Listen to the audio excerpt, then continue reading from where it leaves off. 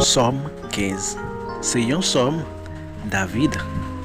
Seigneur, qui moun qui ka rete la kayoa, qui moun qui ka vive sous moun qui a pas pour c'est moun qui fait volonté bon Dieu dans toute bagaille, qui toujours fait ça qui bien.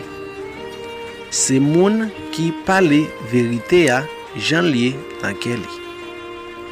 Qui pas nan bay moun koute langue.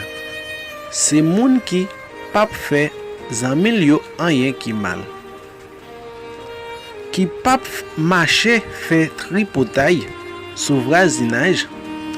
Li mépriser tout moun. Bon Dieu vire do bay.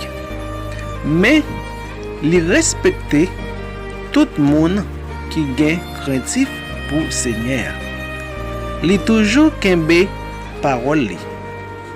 Même si ça coûte cher. Li prête moun sans demander. Li pas prend l'argent en bas pour le bail menti. Son moun qui innocent. Mais moun qui fait bagay sa yo pas jamais tomber.